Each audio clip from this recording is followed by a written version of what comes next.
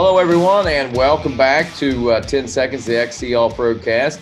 Our first show for 2022, and our first guest will be, probably one of the first folks racing in 2022, as a matter of fact. The Mid-South Cross Country Championship Series promoter, Kash Moore, joins us tonight. And for those of you who don't know Kash, we're going to get a chance to know him, what he's all about, and what we got going on here. I will say this. I myself have been at the first three rounds so far, and I have thoroughly enjoyed myself in, man, it's like getting back to the old school and the old times, basically when GNCC began. It takes me back, and the camaraderie and the brotherhood and just the family atmosphere that you have there. Plus, you feel like you're on a great battlefield at the same time, and it's given. It's amazing to me, Kash, how small it is, but at the same time, it seems like when you're there, it just seems like you're someplace special. You know what I'm saying? Yeah, that's what we've been trying to accomplish, honestly. Well, I got to tell you, you've done a great job of making that happen. And I guess first and foremost, before we get too much into this, first we should probably know, who is Kash Moore? Who are you, and where do you come from, man? I'm from Bowling Green, Kentucky. I was born and raised there. I've been around racing my whole life. As I was younger, we didn't really have the funds to go racing, and so I found myself at the local short tracks watching racing, fair racing, and then I'd be bumming rides to GMCCs and ATVMX nationals all the time. Bumming rides to get there, barely had enough money to get in. But as we got older, and I really wanted my kids to get to experience what I didn't get to, and so I guess back in 2018, we decided we were going racing, and we have. Sorry about that. We dove into it pretty deep. We raced a lot of races in 2018, 2019. I think I personally raced about 40 races, and so we raced all over. And then I just took notes. I think in 19 I raced 8 different series. I went out, ran the Heartland Challenge in Iowa. Really got to experience a lot of different things, and kind of was just taking notes. And that's kind of what I was used to. I came from working in the apartment industry. I traveled the world, looking at maintenance issues with apartment complexes. Each one of them, you learn something. And that's the same thing I did. I went to each of these races and I like what they're doing, or I don't like what they're doing. And that's what we've tried to bring to when this Mid-South opportunity came up. I raced all of Mid-South. So I won championship 2 years ago with them. And there I seen things that they could change to kind of modernize it. And that's how I got to where I'm at. And I'm loving it. It's I think it's going well for we're only 3 rounds in, and we've been taking notes and making changes, and I'm excited to see where it goes from here. No doubt. It is amazing. I know the first race you had was a real mutter, man. And most people, I think, if they were faced with that, they would have turned around and walked the other way, because that was some nasty stuff. You guys did a great job with that. I guess it's kind of like rain on your wedding day. They say rain on your wedding day is supposedly good luck. So maybe, hopefully, rain on your first race weekend is good luck as well. Because second and third round certainly proved to be pretty good, man. That's for sure. That's right. Yes, sir. Tell me a little bit about MSXC. I know that this series itself, it's a 40-year or nearly 40-year-old series itself, and it's a series that basically takes place in Western Kentucky, more southern Western Kentucky, and Western Tennessee, northern Western Tennessee, I guess would probably be the best way to put it, as far as the territory that you cover. And you do it in a really cool time of the year after all the racing's done and heading into the new season at the same time. So it gives folks a chance that, go out and chase the big series or something that gives them a place to come, relax, and get back to the grassroots part of it. It's a great place to come and practice and hone your skills, because the competition just show up out there as much as it does at any other racetrack as well, right? That's right. It's Mid-South's been around for, I think, 42 years. I think I'm the 4th owner of it. they've ventured down in Alabama in years past, Illinois, Indiana, and when I bought it, I kind of decided to kind of narrow it down to one area a little bit more. It's more accessible for me. I've got a lot of stuff I've got to get to the races. It's a little bit more manageable. Plus, the racers, I took the results from years past and kind of seen where the racers came from. And going down to Alabama, we're not going to draw the Indiana racers who have nowhere to race. So I tried to bring it a little bit further north. That's why there's some more races in Kentucky. I'm trying to promote to the Indiana guys to come down and try us out, and that's kind of how we've got to where we're at. Last round, I know that we were definitely surprised. We had 15 pro bikes line up and 15 pro quads. That's showing it's coming together, and hopefully that it'll only get bigger from here, and we can take notes and improve. Now, with that, I mean, there's been a lot of changes. That's one thing that I've heard. Mid South cross country, like you said, has been around 30 plus years. And with that being said, four different owners, four different ways of doing things. And like you said, you studied things and you saw what you wanted a part of yours, what you didn't want, and you tried to put it all together in this neat little package that you've got called the Mid South.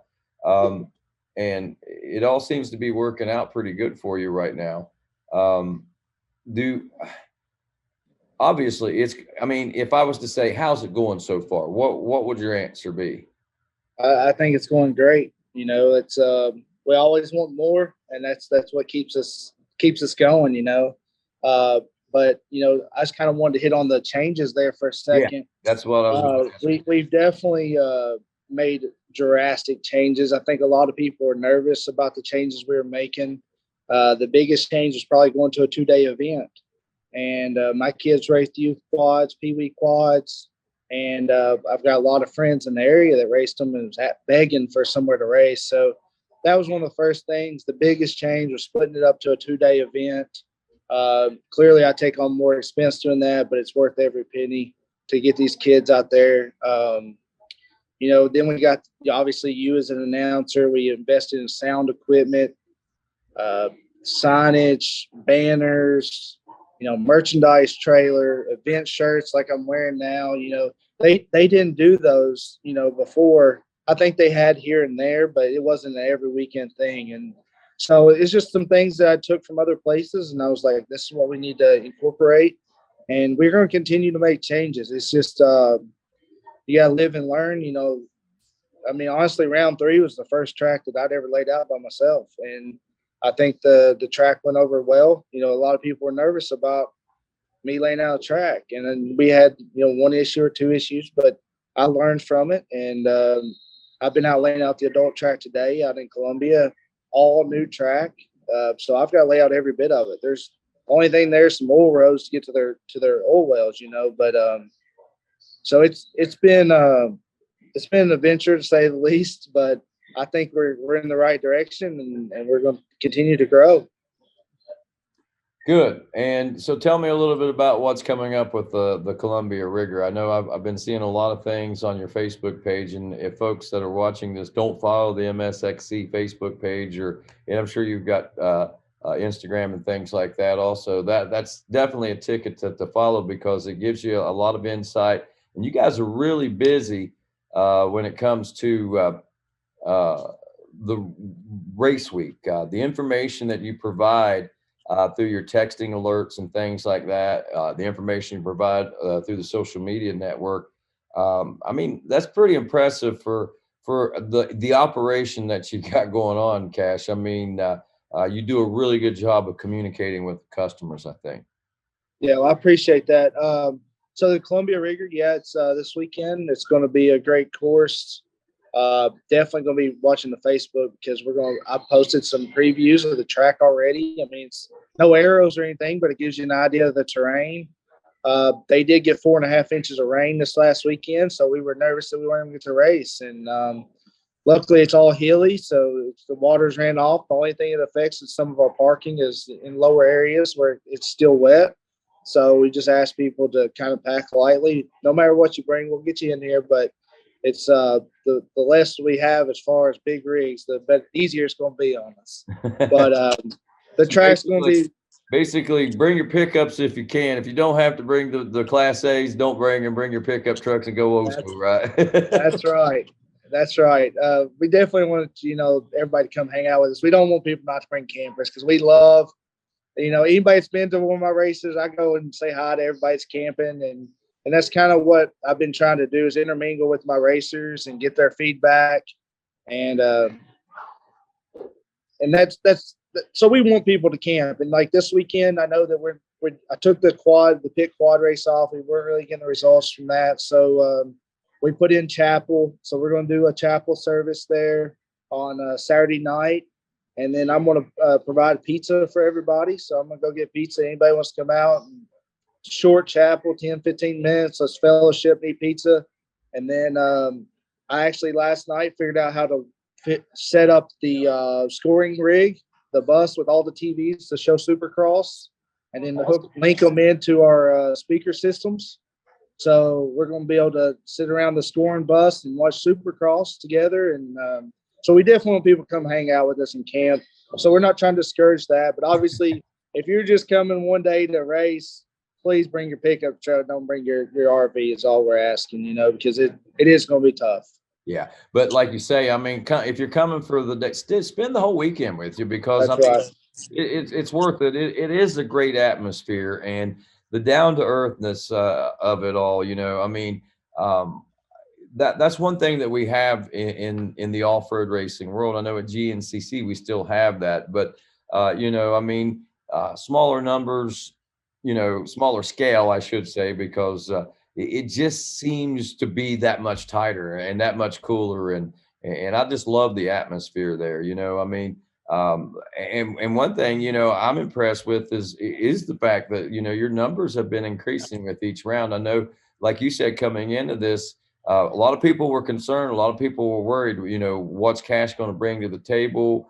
Is he going to bring any changes? Is he going to screw it up? And I'm sure there's still a lot of those questions out there. Yeah, absolutely. I'm sure there's somebody just waiting to see what's going to go wrong for you. That's just how some people are. But there's also a lot of people that are in their corner saying, I know he can do it, and any way that I can help, I'll be there to help out too.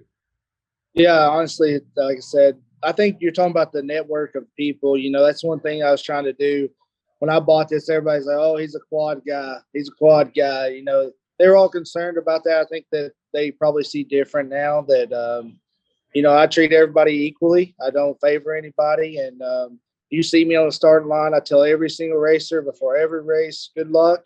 I'll continue to do that every round. And I want those racers to feel like they can talk to me. If they need something, I don't know all their names. I know faces. And then so it's kind of, that's the same thing with going to their campsites and talking to them. Like that's when I get my feedback. And a funny story was I was at a Waffle House, or not Waffle House, Shoney's about 2 weeks ago, and it was in Henderson, Kentucky. We walked in, and it was me and my wife, and Kendra said, "That right there is one of our racers." And I was like, "I think it is." And so we're like, trying to look at them, and I'm like, "That's one of our racers." We could not remember. We've seen them at every round. We couldn't remember their name, and so we kept trying to figure it out who it was. And we're like, okay, he's a quad guy, I think. And so we went and sat down, and then we caught them looking at us. I was wearing my Mid-South shirt and everything. And finally, he come over and said hi to us. And come to find out, it's one of my pro quad racers. I knew the face. I just didn't know the name. I seen him at every round. So it's kind of funny. And I explained to him, man, I just bought this series. I've got, 400 racers, and you can't remember everybody's name, but they all remember my name. So, and that's what matters. That if they need to reach out to me, they can call me, text me, email me, Facebook message me, any way they don't get a hold of me, any day, anytime, And I think that's a big thing, because I don't know, of all the series I raced, it's hard to find that's a series promoter that's as reachable as hold on one second. Okay. Sorry, I'm getting a call. That's all right. There we go. So I haven't, I've been friends with some of the series promoters, and Tabitha up in Extreme XC, she's good about it. But I tried to take it to the extreme level. I give out my cell phone number to any racer who wants it. You call me, you got a problem, you got a suggestion, send it my way. And I hope that continues to help build the series and let people know that I'm reachable anytime. Good, man. And I love that, man. I mean, you are a really down to earth person, and I love the fact that you're open to suggestions. I mean, I know you know what you want to do and you know what you got to do, but you got an open ear, and that's a good thing. Um, so tell me a little bit about what's coming up.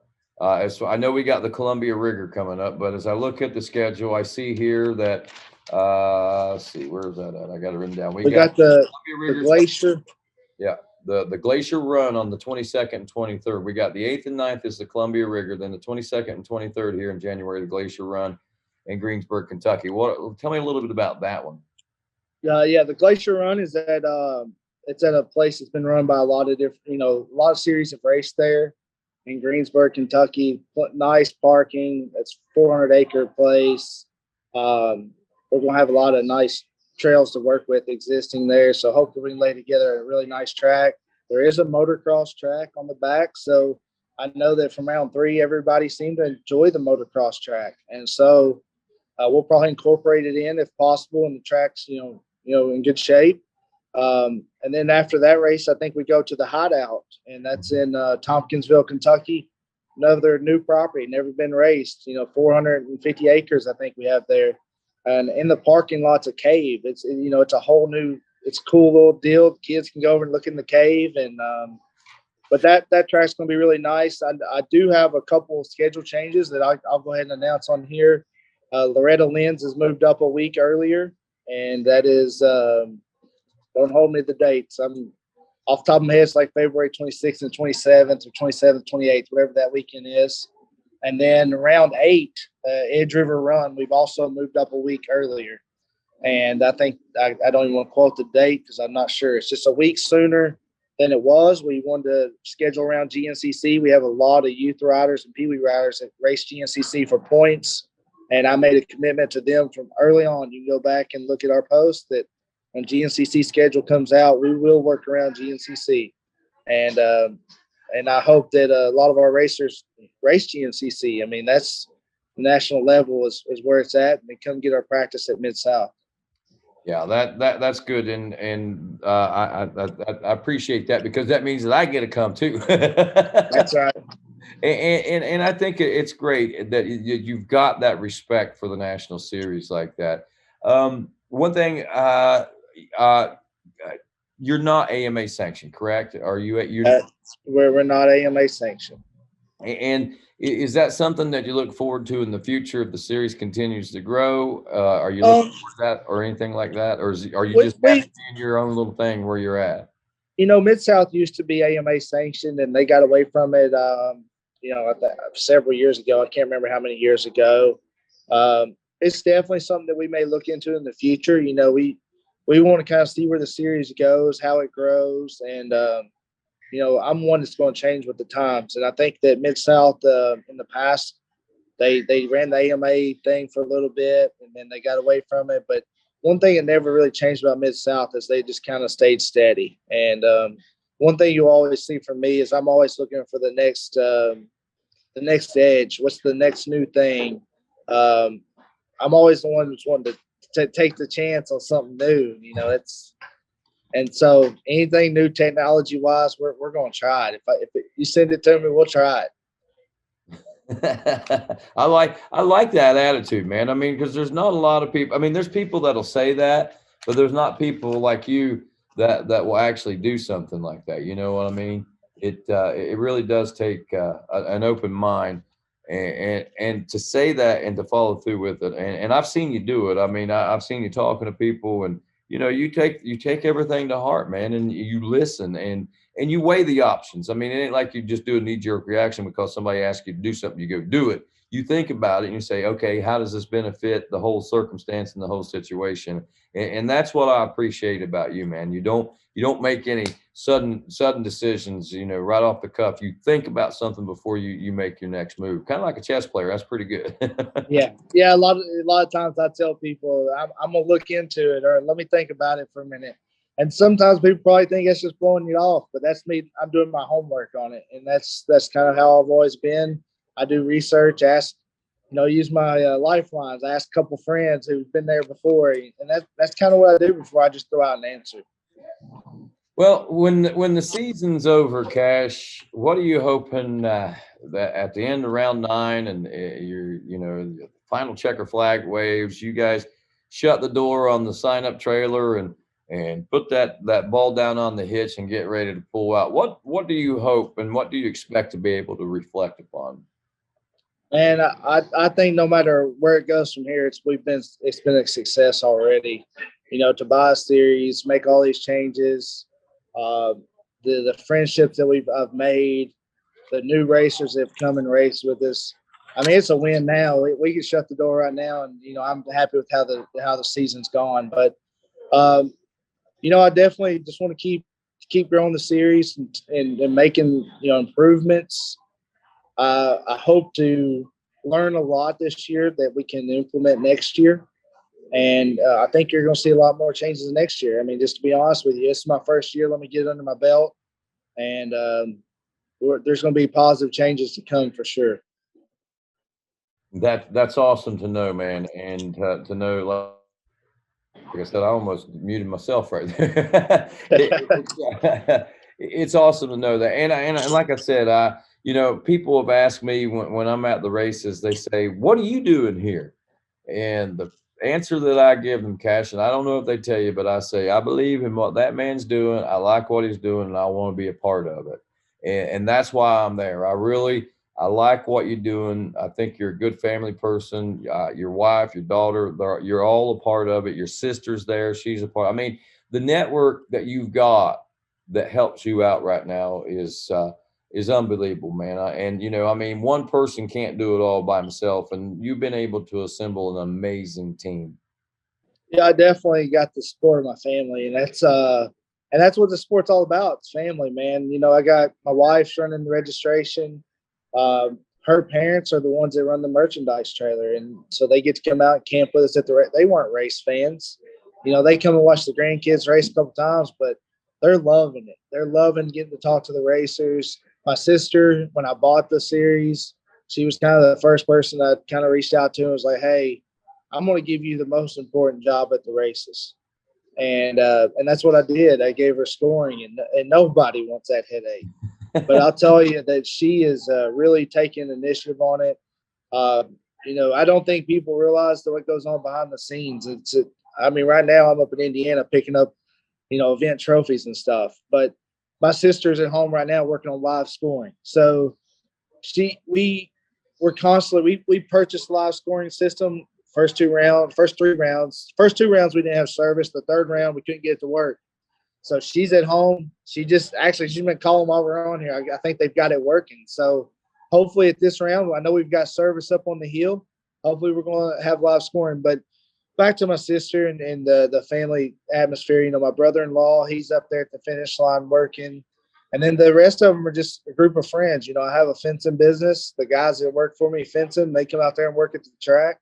They're the ones that help me lay out the track. That's who was out there today. Uh, Very fortunate for the help that I've got and the people that have just committed to me. And like you said, maybe it's just they believe in me. There's one thing that I've got, and that's drive. And I work from the time I open my eyes till I go to sleep every night. And I'll tell you, I lost sleep last night. I was laying in bed just thinking about this race this weekend. Just when you're laying there in bed, you're trying to lay out more course. It's great. And but anyways, we got a good team together, and I think everybody sees that, and we're a tight group, and that's about all I can say about it. I appreciate every one of them. I appreciate you. I mean, honestly, when I was getting an announcer, that that was the biggest headache. You know, I was like, man, I don't know what to say on that. How do you teach somebody how to say 10 seconds? I mean, I don't know that.